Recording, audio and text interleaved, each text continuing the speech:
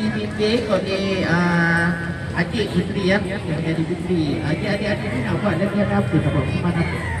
Ada yang ada depan tu. Kita ada buat rakaman.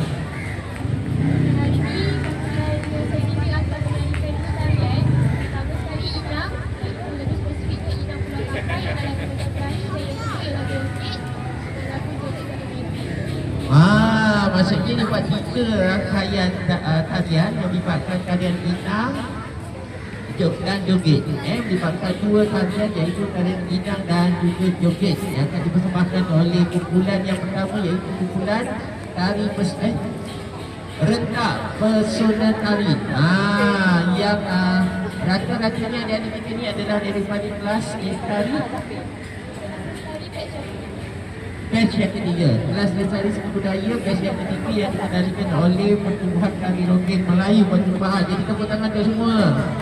Jadi malam ni kita akan saksikan adik-adik kita membuat persembahan secara santai malam ni. Jadi kita harapkan mereka yang hadir walaupun malam ni bersantai-santai di Big Walk dan yang berada di Ramli Section Cafe boleh menyaksikan laman budaya diisi dengan program-program melibatkan aktivis kebudayaan daerah Batu Pahat. Jadi anda dah bersedia belum?